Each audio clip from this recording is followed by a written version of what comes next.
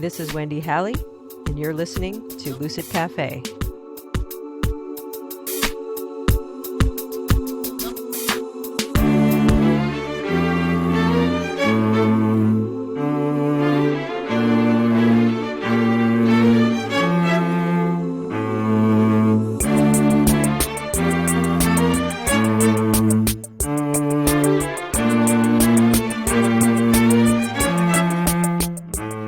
I'm really excited to share today's episode with you, especially since it took like 4 tries to make it work. We had a lot of technical issues, but with perseverance, we made it happen. And I'm really psyched because it's important information. Today's episode is all about the visionary root known as Iboga. This might sound strange, but even though I've never tried psychedelics, I'm actually really intrigued by the growing body of research that's showing how beneficial they can be when used therapeutically. But before I introduce you to today's guest, I want to share some exciting news. 4 or 5 years ago, I had this idea, because if you know me, you know that I'm a veritable idea machine. Most of my ideas are off the hook ridiculous, but anyway. The idea was to find a way to create healing environments in virtual reality. I've been working behind the scenes over the last several years with the help of my very talented friend, PJ, and my business advisor / alchemist, Stephen, to try to get this project off the ground. And I'm happy to report that we've been able to catch a little traction thanks to Champlain College's Emergent Media Center in Burlington, Vermont. The center has hired a crackerjack 2-person student team to create a taste of one of the healing environments for me and Stephen to take out to potential customers and investors. So the first phase of my VR project is focusing on stress management in the workplace. But with phase 2, I'm going to be recreating the psychedelic treatment experience in VR using interactive shamanic storylines and sound technology to treat things like addiction and post-traumatic stress. Super excited. I'll keep you posted on this project's progress in future episodes. Okay, let's do this. My guest, Levi Barker, is an Iboga provider at the Iboga Wellness Center in Costa Rica. Iboga is a plant that comes from West Central Africa and has been used since ancient times in initiatory rites. The original people in Africa that use Iboga in a traditional setting are called the Bwiti. Levi is a member of the Misoko Bwiti. I hope I'm pronouncing that correctly. Sorry, Levi, if I'm not. The Misoko Bwiti focus on using Iboga as a tool for healing and to study life itself. In the interview, Levi talks about his own experience with Iboga, the Iboga process, and how it's a powerful tool to resolve issues that may be holding us back in life. Iboga has been known as an addiction interrupter for opiates, and is now becoming more well known as a powerful tool for dealing with trauma, depression, anxiety, OCD, and for non-drug addictions such as eating disorders and sex and porn addictions. Because of its effectiveness, Iboga is finding its way into Western culture. So let's dive in. Please enjoy my conversation with Levi Barker.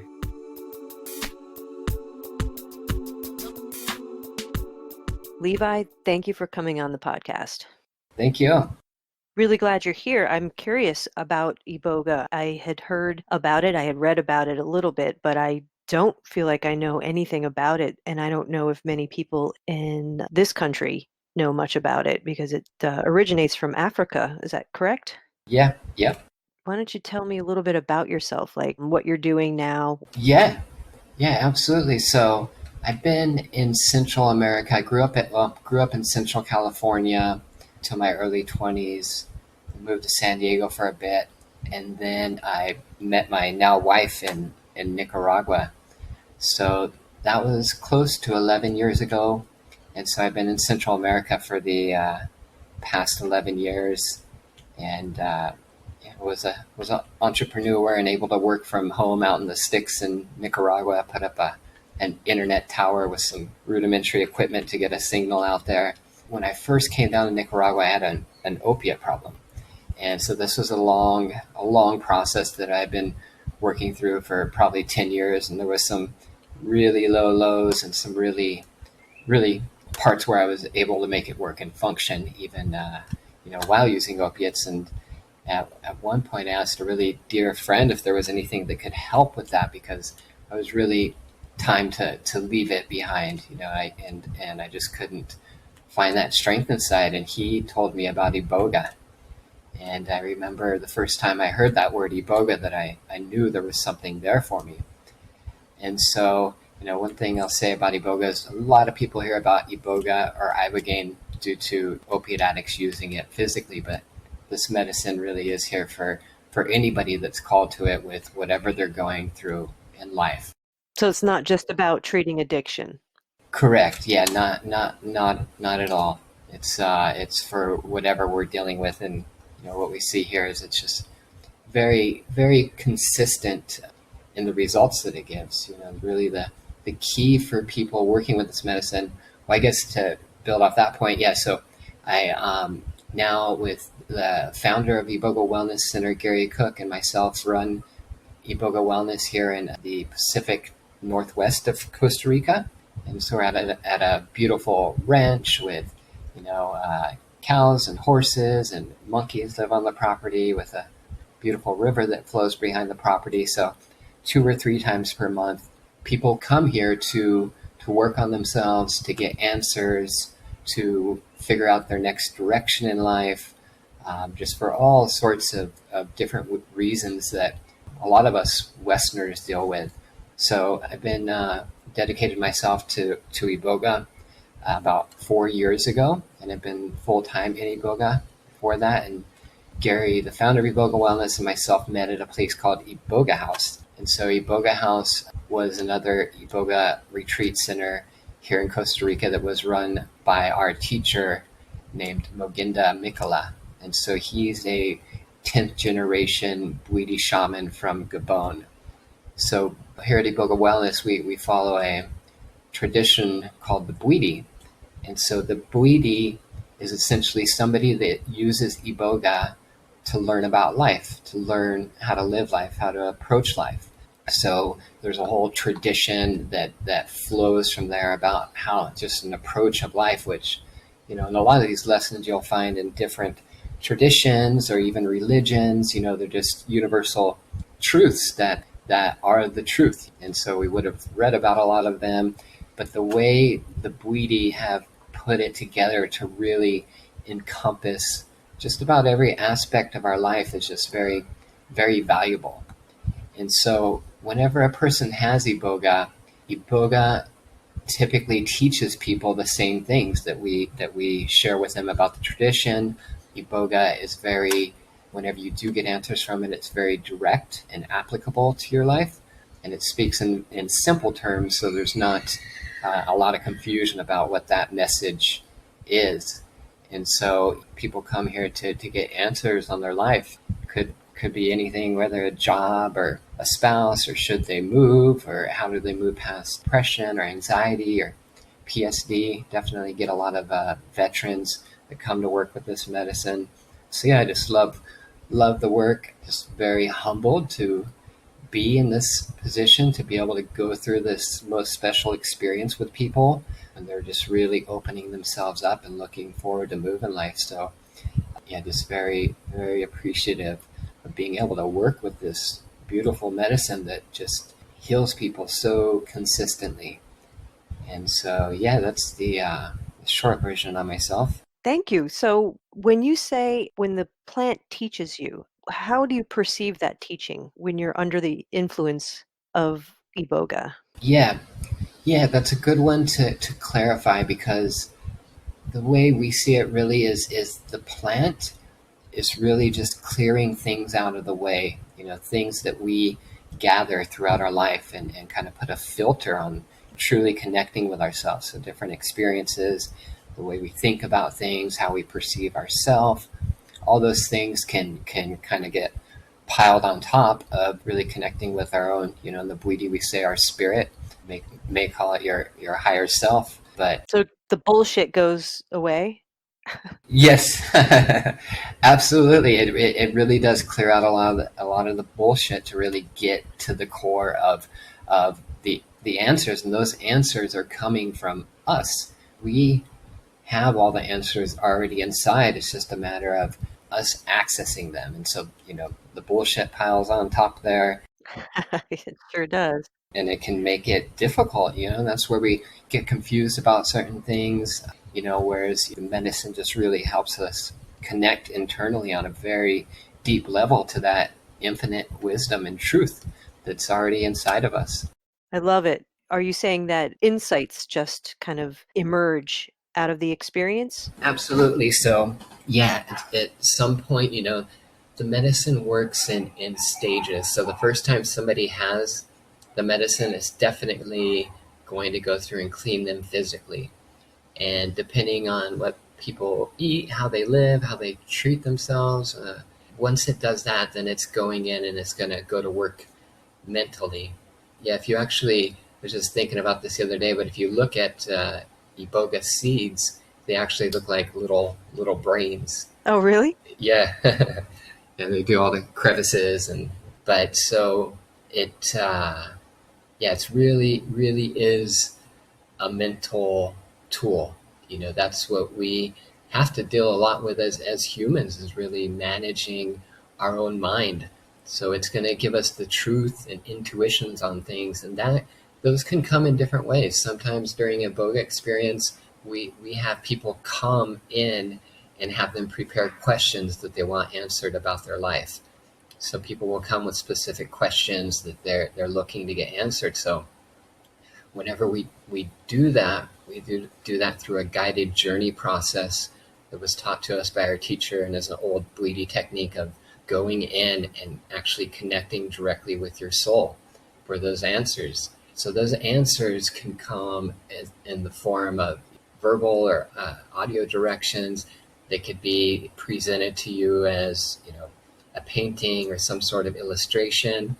And then also a lot of times, just as the Iboga experiences moves through and passes, you'll just get downloads of things that you know are the truth for you, almost like the Matrix. When they connect in, all of a sudden these things just come to you, and when you sit with them, feel them, and look at them, you just know that that's the truth for you now. So yeah, the medicine connects you with yourself to get the answers in different ways. One thing to keep in mind with that, there's also sometimes a purging of the subconscious. So things can come up for people where we've seen so many faces throughout our lives, or we pack so many things inside of our mind that we're carrying around that we really don't need to be carrying around anymore. So those things can come out as well. But after the Iboga settles down, things start to calm, and there's a long introspective period, those answers will come, and you'll definitely know them as the truth for you. We call Iboga the greatest hunter for the truth. How long is a typical session with Iboga? So our sessions here, and it's developed in via the protocol that our teacher taught us, which is just enough Bleedy shamanism to do the proper things during ceremony, but then also set up for Westerners to be able to be comfortable and go deep within themselves. But those are 7 nights, 8 days. And so during that time, people do the medicine twice. When you ingest the medicine, how long does it stay in your system? So that's a good question. Iboga, as far as I know, we don't get too much into the science. We know the basics about how Iboga works, but as far as I know, Iboga stays in your system longer than anything known to man. So if it metabolizes in the liver, and now this doesn't mean you're going through this full-blown experience for months, but that's kind of what I was wondering. Yeah. Yeah. Okay. Yeah. Yeah. No, thankfully that would be a long one. But it can be detected in the body even up to 6 months after you've taken your dose. And so the experience itself, like the heavy part of the experience, we typically start ceremony at 7:30 at night, and we'll go until sunrise the next morning. And once sunrise comes around, we'll take people back to the room for some quiet time, and they'll definitely still feel that medicine to some degree until the following evening. Some stronger than others, but yeah, you definitely feel it. And then the big part of really being able to integrate the teachings and all the gifts that come from Iboga is that in the following days afterwards, you're not still going through any sort of psychedelic experience, but things are very clear. You have a quiet mind. Whenever there's something false that comes up, you're very aware of it and very conscious of it, where you catch it quickly. So that period of time after the Iboga is really important, and it's where people integrate new habits and a new way of living. So that can definitely last for a good couple weeks at least after people leave here, and then it would lessen a bit, but still be guiding them for a month, the 2 months, depending on each individual person. So yeah, unlike other medicines, this Iboga really does keep on teaching even way after the experience. Oh, that's fascinating. So there's a purging experience. So it sounds like it's first a physiological purging, and that seems to be universal for most everybody, depending on their level of toxicity. Yep. And then there's a mental purging of sorts. Yep. And then what about it at the emotional level? Is there any kind of emotional processing that happens? Yeah, absolutely. So, yeah, once you get through the physical part, it is definitely going to go to work on the mind, and the mind is such an important part of how we feel, so what we're thinking and how we perceive things is going to definitely give us a feeling inside of our body. So, when the mind is quiet, say on that day after the ceremony, it's really able to go in and just see the different emotions you have, or see things that are being held onto from a very clear perspective without any filter on top, and you can really see how your thoughts are affecting you. But yeah, so many people, including myself, came to the medicine with just old stories, old beliefs about ourselves that we've just been carrying around for a long time. That sounds like just the whole human race. Yeah, that's right. It is, yeah. So just being able to see those things, yeah, really powerful. And it sounds like it's presented. I mean, the way you're articulating, it sounds like it's a really well-defined process. It's not messy. It sounds clean. Yeah, yeah. With some people, the reason we don't just do one ceremony, but we do two, and the time in between, it's all very well planned out. Some people, it can take another day or two for things to really settle in. Some people have their ceremony are like, I got it. So it's a little different from everybody. But the thing with this medicine is you're going to get what you need. If you come into the experience with an open mind, open heart, and really want to change some things or want to release some things, it's going to work. But it's probably not going to work in the form that you think it is. So that's one thing. People prepare for this experience, and hear about other people's experiences, and just know that each person is going to have their own unique experience with this medicine. Right. But once the medicine settles down in there, absolutely, like it's a very fresh point in your life, like after you get through that process. And yeah. So it's good not to go into the experience having expectations. Correct. Yep. All right. So now I have to ask, how uncomfortable is the experience when the medicine hits your system? Good question. So that's a bit different for everybody. Here, say for example, at Iboga Wellness, we don't work with people going through acute detox from any drugs, like say an Ibogaine clinic would. Okay. But we do have some people that have had, a month time clean, or somebody that's really questions themselves a lot or really beats themselves up a lot. It can definitely be physically taxing, especially the first time the medicine goes through somebody. It has to do a lot of the heavy lifting and really get in and dig deep. So with that, some people can definitely get nauseous. Maybe 50% of people actually will vomit or purge that way. Sometimes you can feel a little bit dizzy, but if you come back into yourself, you can control that pretty well. So we're there during the night and reminding people of these things. And if they're getting stuck somewhere or something's uncomfortable for them, we have different tools to help them move past that. So you won't feel like moving much. Everybody each has their own mattress, and we encourage you just to lay there, and we'll be coming by and checking on people. But for some people, it can be difficult. For other people, it's not a real big deal. So it really depends on what we need physically. If somebody has some physical things that they're looking to work on, then typically the medicine will have to dig in there a little bit deeper. But what we say to people is this medicine is not going to give you more than you can handle.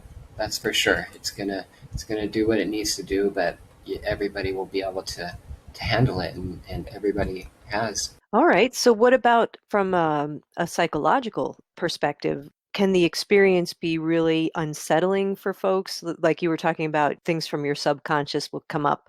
Will it be sort of all your fears, your shadowy stuff? Does that come up and invite you to experience those things so you can heal them? Yes, yes, yes, it does. And in most cases, in about 80% of cases, what people are coming to work on is going to come up for them most of the time. So, if somebody is depressed or they have a lot of anxiety, typically that's going to be amplified for a period of time. And so we're really, really careful about really ingraining in people that, look, if you're coming here for some depression or whatever it is, just know that that can come up and that can be intensified for a period. So the things that we brought into ourselves had to be experienced and go through our conscious, as well as the things that we need to release. They're going to have to come back up and out and in front of our conscious. So yeah, people, it can look, the difference is whenever those things are happening, a lot of the times people are just seeing their depression or how they're creating that for themselves or why it's happening, see it almost from a third party perspective, like they're watching it and not being so emotionally involved in it, but getting the truth on it and really seeing it for what it is. But some people will feel that they'll feel sad. But whenever we see that for people, we know that they're getting a very deep healing, and they just need a little bit of time. And so we remind them that that's the process. That's how it has to happen. It's not what's inside that needs to leave isn't just going to leave without you being aware of it or conscious of it. That's how healing works anyway. I think it wouldn't be healing if you didn't go through a process. You know what I mean? Yep, yep. And Bwiti, we say basi. It's say basi to that one. Yeah, that means truth. And yeah, no, that's it. That's it. It has, yeah. It's not magic. We still, there's still some work involved on our end. Oh yeah. I mean, that's what makes a healing journey so powerful to me is going through an experience, and I'll speak from a very shamanic standpoint, is making friends with it, and it's a part of you, so your symptoms are there to get your attention and try to tell you something about yourself. So what do those symptoms have to teach you? I get you. No, that's it. That is it. From what you're describing of the actual experience of the medicine, is that there is this sort of watcher experience. So you're the observer, watching yourself go through this experience. Is that kind of what you're saying? Yes, yes, that's pretty common. Yep, for people to just observe their life, looking in, and just see the truth on things. And that really is prevalent, especially when looking at one's own mind. It makes you very conscious of your own thoughts and seeing them. We talk about our mind being a part of us, and it's a huge part of us, but it's not all of us. So with the medicine, you can actually you can be present and see the thoughts coming in before they actually reach you. And so when you see those thoughts coming in, you can have the experience of knowing that you're the one observing your mind rather than you being your mind. That sounds like what meditators are striving for, right? That experience. of observing their minds from a distance. Yeah. Absolutely. As I mentioned to you before we started recording, I don't have a lot of psychedelic experience, but Iboga sounds different than other psychedelics that are used therapeutically, like ayahuasca. You can have a bad trip. Mm, Is that something that can happen with Iboga too, where you can get really caught in the experience, kind of lose yourself, mm. that sort of dismemberment experience? Very, very rarely that can happen. So, out of seeing probably being in ceremony with close to 500 people or so, I can think of three people that had a really rough time and uh, did uh, lose sight of where they're at and what they were doing. So typically, with the medicine, you're very present. You know exactly what's going on, what's happening. There's no question about that. Okay. For these three people, for a day after or 2 days after their first experience, they were were just in a space of almost nothingness and kind of wondering what happened. And so, we just remind them that you just need the time. The medicine's really digging deep in you. But that's a very rare cases like that. Typically, you're very aware of what's going on and what's happening around you, and there's no questions about that.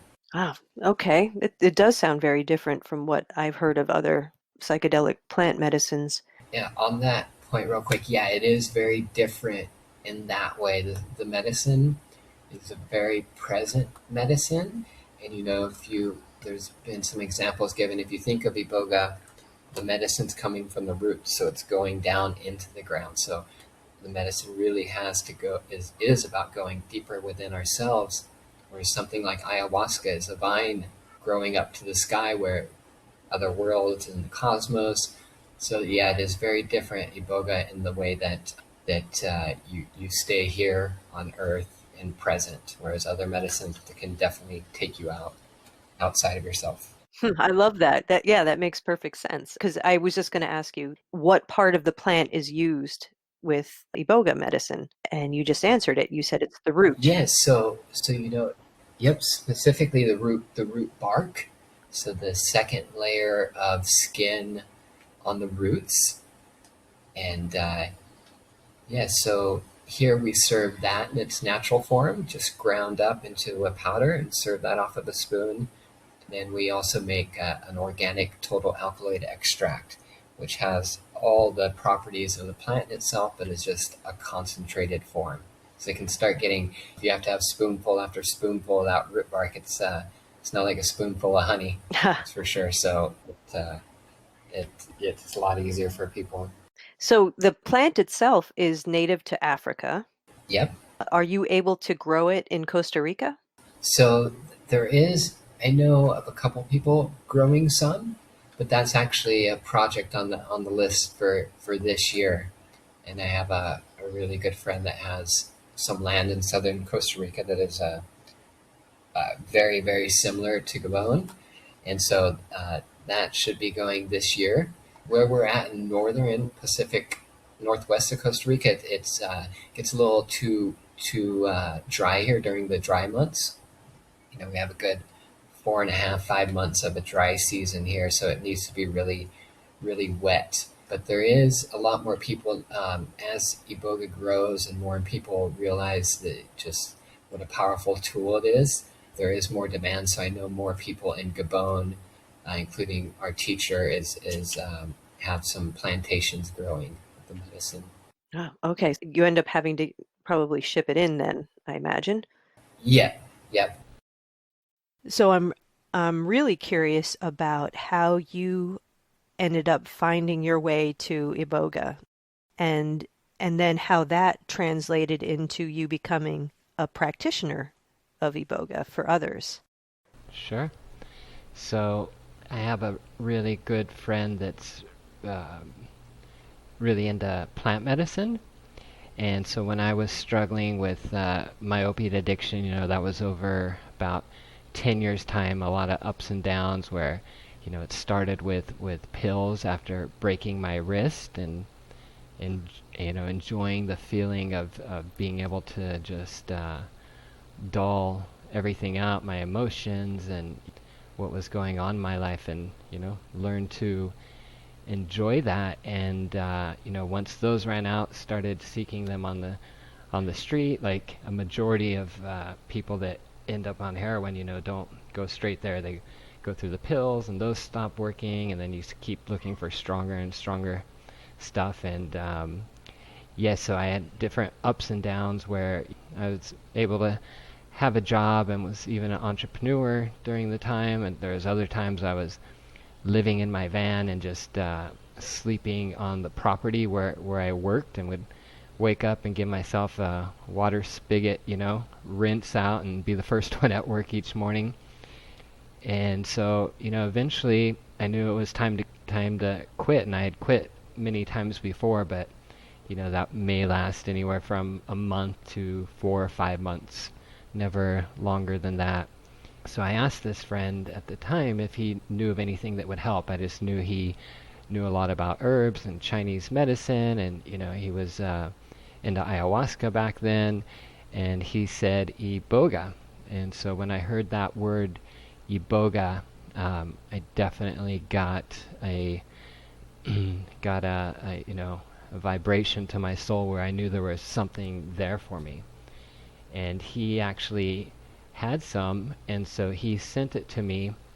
And I was in Nicaragua at the time. I had been living there for maybe 6-8 months or so, and my now wife, we were living together. We were out in the country by her family in just a small, very typical Nicaraguan village, renting her cousin's house. Yeah, funny story. When we first moved out there, I'm like, yeah, that sounds great. I wanted to get out of kind of the touristy area where we were staying before, and show up out there, and there's no bathroom. There's only one running water spot, and so I didn't realize that once we had committed to moving there. But as we paid some rent, she started fixing it up, and we got a bathroom. But anyway, so I had the medicine there, and wasn't really, I'm fluent in Spanish now, but I wasn't so much at the time, and used to have a little handheld translator to get my way through things.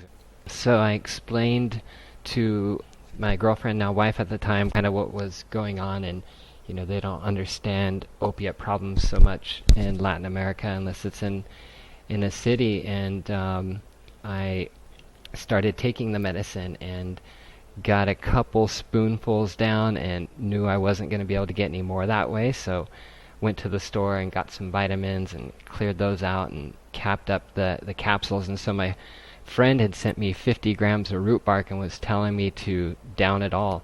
And now looking back, that would have been quite a dose. So I ended up getting through about half of it, and felt it coming on, and went to the bed, and was pretty much in the bed for 3 nights straight. So didn't sleep for 3 nights. And it's usually for addicts, when the medicine's working through them, it's not like somebody who's clean. It's going in and really clearing out the opiates in your system. So it's not as of a spiritual experience. So were you actively using at the time you took the Iboga?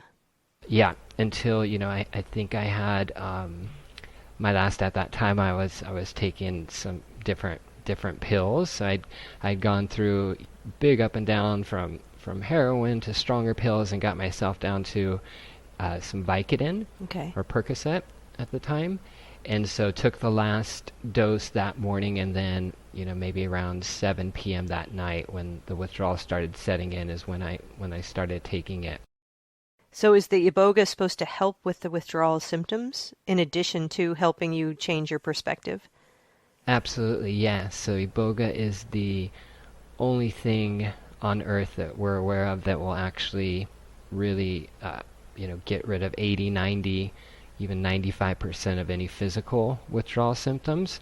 So normally when people, they're doing it cold turkey or with prescription medication, they're still there, squirming in bed, kicking their legs, yeah, sweating through it.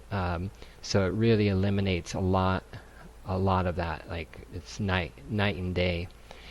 And so yeah, even though it was a more comfortable withdrawal than cold turkey, of course, it was still a long one, and you're still there in bed, and wasn't super visual or anything. Like I was mentioning, when people are using it to break an addiction, the medicine is really concentrating on moving the opiates out, going into, the receptors and scraping off the opiates and replacing them with the good things in Iboga, and yeah, so it was a pretty dark journey, but come 4 days later, I finally was starting to get out and move around a bit, and I was just so amazed that there was something like that, especially being an addict. You wonder how you'd never heard of that before.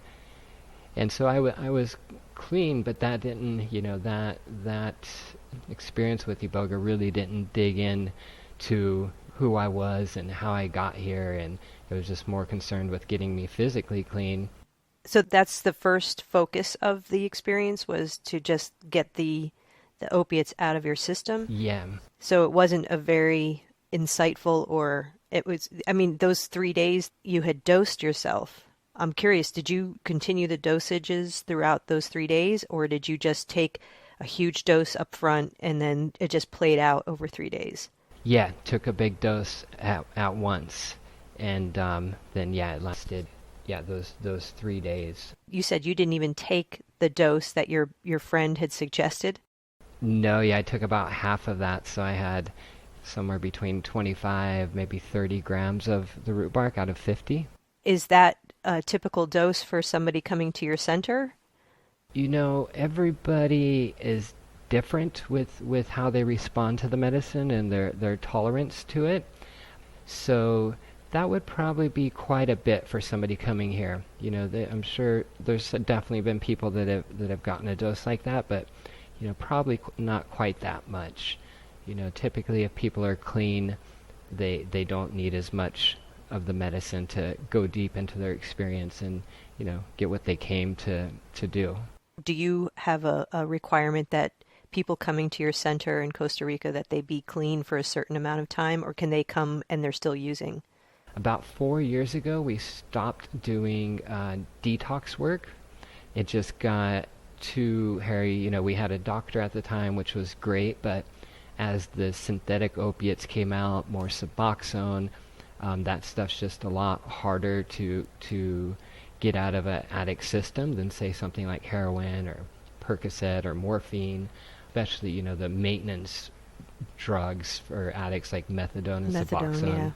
Yeah, those are the hardest ones to get out of the system. So, yeah, we never had anybody die at Iboga Wellness. Definitely had to take some people to get IVs and check up, but we could just see the difference whenever fentanyl and things like that started coming into play, and we just didn't feel comfortable. We were still a shamanic center, so we just started recommending people to go to an Ibogaine clinic or kick cold turkey or get clean however they can, and be at least 2 weeks clean, and then they're free to come here.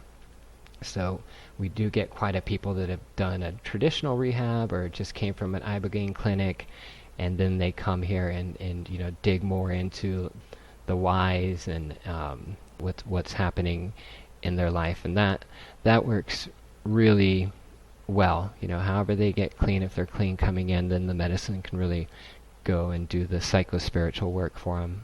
So the Ibogaine Clinics, is that specifically what you were doing for yourself? It's strictly using Iboga to detox when you're actively using?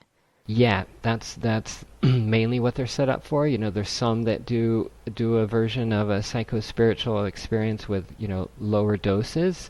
But yeah, for the majority, it's a very clinical procedure. You go in, you're hooked up to, a heart monitor, and you have an IV in you, and they give you the medicine, and it's really a medical procedure. Whereas here it's more shamanic, and we do have a doctor check people, or people have to get an EKG before coming in, but other than that, it's more of a ceremonial setting.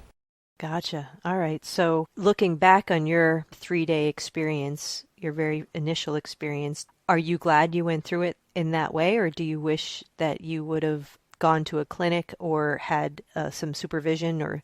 Yeah, I whenever I first heard of the medicine, I didn't even realize there was spots to go to do this, like an Ibogaine clinic. But looking back, yeah, if I would have been at a spot like our teacher's place that used to be called Iboga House, and they did do detox work for many years there, I definitely would have preferred to been in a spot like that. But I was at when you get to that point, you're just willing to do anything to get it done with. And so there is people that you definitely don't recommend doing it at home. Things can get hairy, especially if somebody is on some of the synthetic opiates or Suboxone, methadone. So yeah, definitely recommend somebody is in that setting. You were not on any synthetics at the time, so it wasn't as harrowing, but it sounds like it was a challenging experience in some ways. Do you feel comfortable talking a little bit about what the actual experience was like? It was really, really dark. What I remember from it is a lot of like blackness and sludge being cleared away from myself. So, I remember having some visions of myself and what the medicine was doing, and it was just like scraping tar out of my body and moving it out. So you could actually perceive that going on as it was happening. Yeah. Well, that Yep. sounds intense. Yeah. Yeah. Was it emotionally trying? Did you go into places of great fear, like, am I dying, that kind of thing? No, no, definitely didn't have that happen. That's one unique thing about Iboga compared to some of the other medicines like ayahuasca. People can, you can definitely get lost in the experience and, kind of lose touch of who you are and what's happening around you. Whereas Iboga, you're definitely always very present, you know what's going on. And so even though I was having those visions of the medicine cleaning me, like I was very aware of what was going on with myself. And and the unique thing about Iboga is you don't really ever see people scared with this medicine. That's cool. Yeah. Was your girlfriend, your now wife, Uh-huh. was she scared when she was watching you go through this, or? No, no. It was pretty chill. I probably looked pretty relaxed, just laying there for the most part. So it's just a very internal process. Yeah. It wasn't like you were running to the bathroom every 5 minutes or No, like you hear no. about with ayahuasca, the purging experience. Oh yeah, yeah. No. And same thing here. We go through our ceremony and different rituals and things. But once people lay down on their mattress, it doesn't look like a whole lot's happening, but it is. People are very still there. Yep. On the Going. inside, yeah.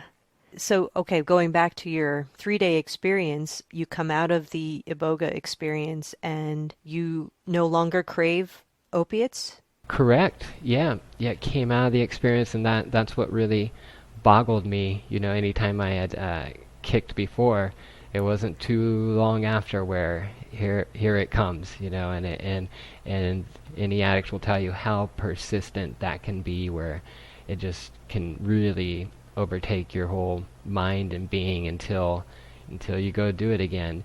And so, yeah, that was very impressive with the medicine not having those cravings.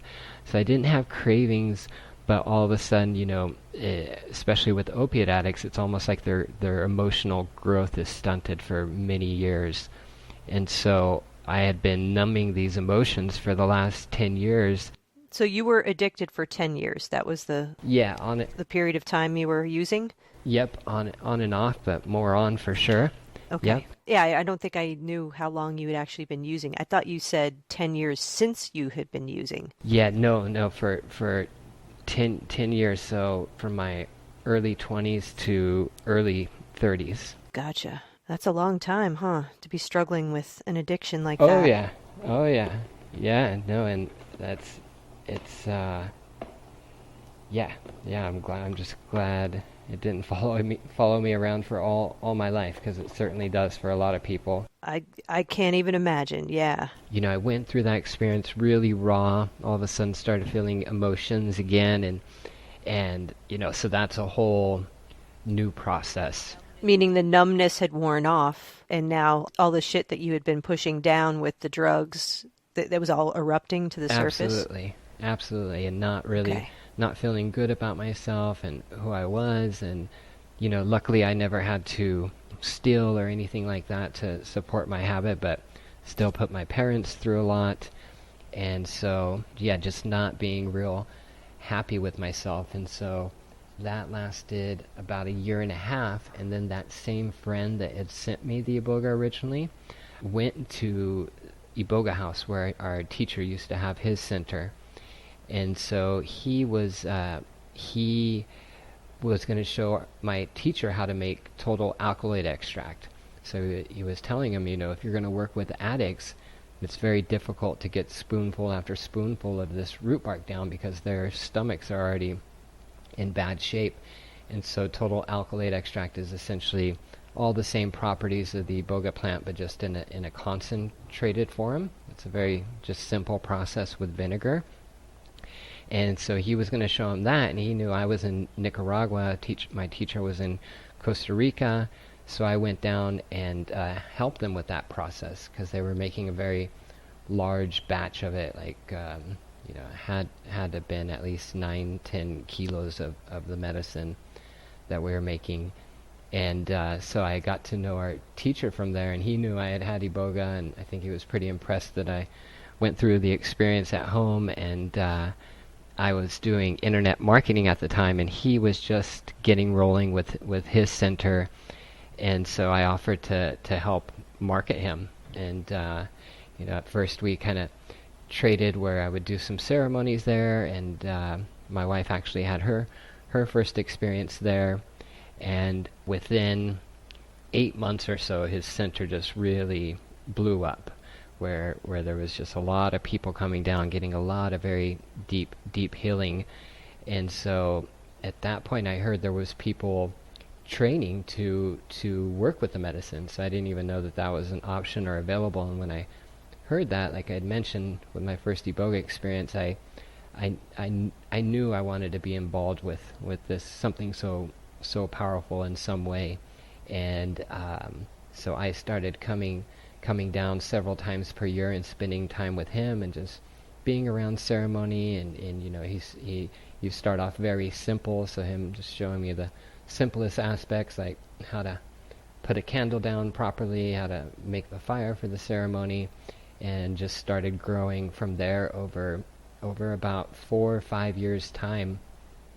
Spent a lot of time down there with him, and one thing that never ceases to impress is just how consistent this medicine is. So we saw just very, very deep healings for people dealing with all sorts of things, not just addicts, but people with trauma from childhood or sexual trauma, a lot of veterans that had been to war, deep depression, very, very strong people with really strong anxiety where they couldn't even sit with themselves for a couple minutes, and just saw the healing of this medicine over and over again with hundreds of people. And at the time I was had my own business, and actually so I was doing that, so I wasn't 100% in yet, but I knew I did want to be one day. And so went on like that for several years, and then got a very clear call about probably close to 5 years ago, 4.5 years ago now, to like, this is the time to dedicate myself to the medicine. And that's when I contacted Gary, who's the founder of Iboga Wellness, and we knew each other from the Iboga House, and then came down full time to continue working with the medicine with him. Yeah, sometimes, when we first started, we thought maybe it was our teacher that was doing all the healing, but it's really the medicine. Like, he's a very powerful healer, but you do need the medicine. Just the properties of the medicine are there for healing, whatever, as long as people are open to making some changes, doing a bit of work afterwards, this medicine just works. It knows each of us on such a a deep, intimate level where it just shows us the truth on things. It allows us to forgive ourselves. It makes us very, very present. It's a really strong property of the medicine is, it makes you present. And, when we're present, we can connect inside a lot easier and not react to everything that's happening around us and be very picky about what we take in. So yeah, it's been a really wonderful 4.5 years here at Iboga Wellness. And a couple years ago, we would have some sessions with 1 people, three persons, 0 people. And so just over the last couple years, the medicine has really grown. A lot of that has to do with the popularity of ayahuasca and people looking into different, master plant teachers. And so it's Iboga is definitely, I don't see it slowing down. Word is just getting out that it's not just for opiate addicts. It's really here for anybody that's called, that anybody that wants to work on something that they haven't been able to let go of other ways. Yeah, so it's really coming out strongly now. More people going to Africa to be initiated with our teacher. More people wanting to work with the medicine. And so yeah, it seems like Iboga's time has come. Yeah, it sounds like it's a super powerful healing experience. I'm wondering what role, since the plant medicine is the primary teacher and healer, what role do you or Gary play in a ceremony? Yes, so within our tradition, there is specific things that need to happen to create a sacred space for people to feel comfortable to go in and comfortable to open up and go deep inside themselves. So we're essentially creating the space where, like, assistants to Iboga. And so these are things that were taught to us by our teacher, creating the proper space. Obviously a lot of counseling happens here, one-on-one, group, and there's one thing we do here we ask people to come in with questions they might have about their life or really anything. But obviously if it has to do with their life, those are the things that can be most applicable. So people come in with questions, and then during one of their 2 experiences here, we do a guided journey. So that's something that was taught to us by our teacher and is a Bwiti technique in order to go deep inside of yourself and connect with your own soul or your higher self and get direct answers to whatever questions you have about yourself. Why am I this way? How can I let go of this? What brings me joy? And so we guide them through this process to go in deep and get those questions answered. And there's a lot of different ceremonial aspects with cleansing the area. We have a special torch from a tree called okume that we clear the area with, just different tools. So it's not like going to Africa per se, but there's definitely a happy medium of shamanic elements to create a very healing container, and also so people can relax and get the work they need done. Because when you go to Africa, those ceremonies can go 16 hours, and it's intense. It's not like you're laying there and allowing the medicine to work on you. It's a very different experience. So it's most people aren't ready for that. They'd like to know if Iboga's for them first and how it can help them, and then they feel called. Then we do organized trips to go to Africa each year. And so it's it's just amazing how powerful it is and consistent for all types of things that us humans deal with. Well, that's amazing. It sounds really very shamanic, which is a cool thing. Well, Levi, I think that this has been a really amazing conversation because I had no idea, and I think a lot of people have no idea that this is out there. I'm hoping that Iboga and ayahuasca and other psychedelics for therapeutic reasons will be permitted here in the United States at some point in the future. I know that there are some people who are trying to make that happen, but boy, that would be great because the benefits are obvious. Yeah, thank you for being a part of that, because with what you're doing, you're a powerful voice for getting that out here and opening people being able to hear about these medicines. So absolutely, thank you for spreading the word of Iboga. Well, I'm super psyched that you came on the show. I know we had some technical difficulties, but got through it. Good job. We did. Yeah, thank you. Thanks for sticking with me. Yeah, no, this has been great. And what's the best way for people to get a hold of you or the Wellness Center down in Costa Rica? Yeah, great. Thank you. So, ibogawellness.com is our site, and Iboga is spelled Iboga, wellness.com. And, there's a lot of information on the site and what happens here each day, what goes on. Or they can email me at info@ibogawellness.com. Or there's also a contact form on the site that has our schedule on there. And so anybody can get in touch, definitely no obligation if you just want to learn more about the medicine. Yeah, it's a powerful experience, and so people know you just don't come here and have this experience and then we say goodbye and good luck. We have bi-monthly integration calls for any clients that have been here, which is powerful, just to reconnect with us. Do follow up. That's great. Yeah, we really encourage people. We have some great coaches that we work with, and so this is really, just a powerful, fresh step for people, whatever they're looking for in life. And so once you come out of here, things are going to be different. You're not going to be able to treat yourself the way you used to, or make decisions in the same way if you were making decisions that are hurting you.